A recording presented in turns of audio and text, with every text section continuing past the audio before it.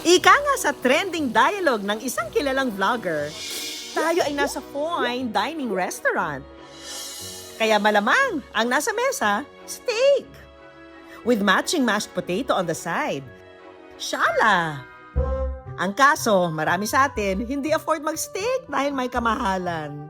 Pag steak, mahal yan. Makakain ka lang yan, kundi sa mga hotel-hotel na, gano'n eh.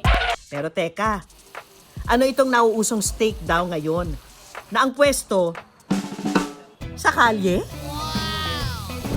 At ang presyo, 150 pesos? Steak na abot kaya, saan makikita? Tutukan yan.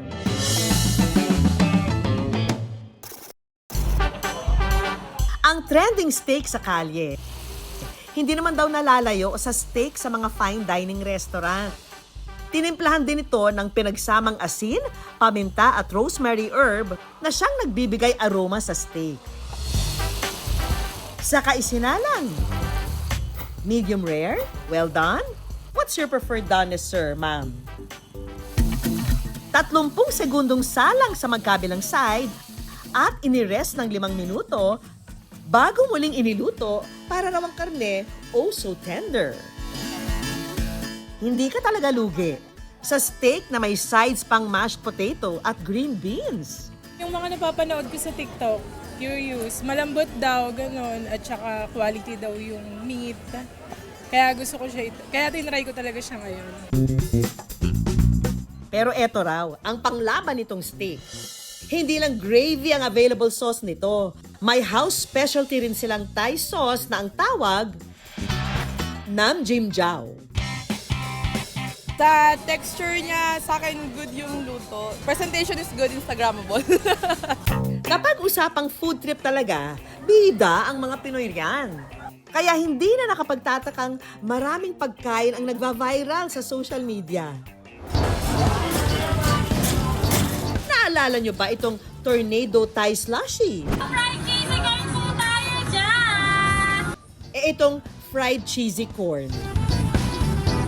Ang tindera ng mga minsang umingay na pagkain yan, ang nasa likod din ng trending ngayon na Thai Steak Street.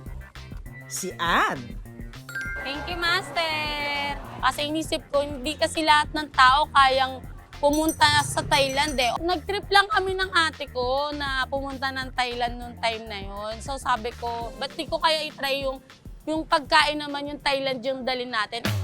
Hindi naman daw laging patok ang negosyo ni Ann. Sa katunayan, ang pagtitinda ng steak, solusyon niya para buhayin ang naluluging pwesto.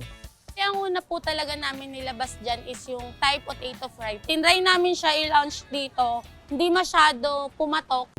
Hindi kasi pwede yung tao ang mag-adjust sa negosyo mo eh. Hindi naman pwede, dahil mahina yung tinda, hindi ko muna kayo pasasahurin.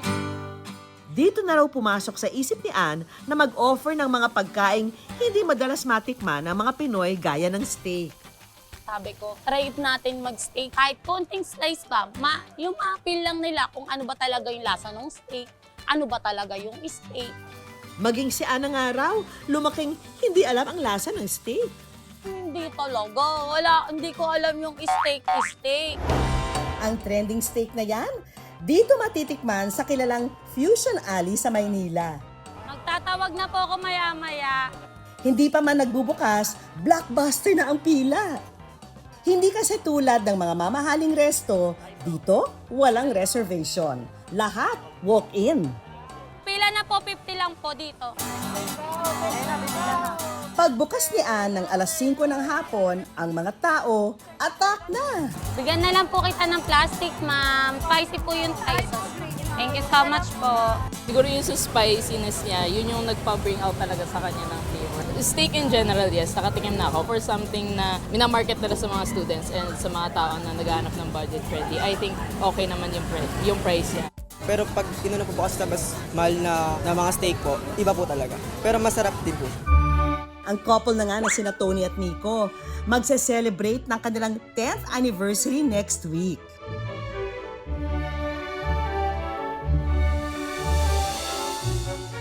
At ang kanilang date, hindi sa fine dining restaurant, kundi dito sa kalsada para sa abot kayang steak.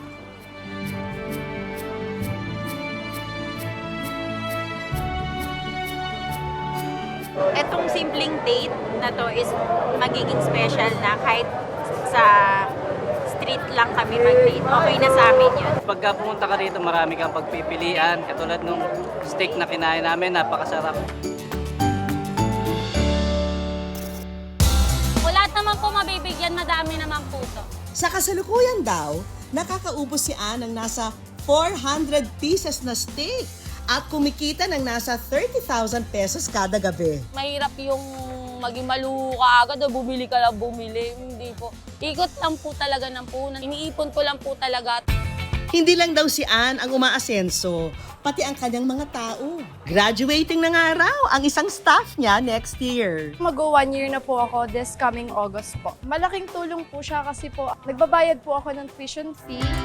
Wala na raw sasarap pa sa pakiramdam ni Ann na bukod sa binubusog niya ang mga customer sa abot kayang sarap, nakatutulong pa siya sa iba.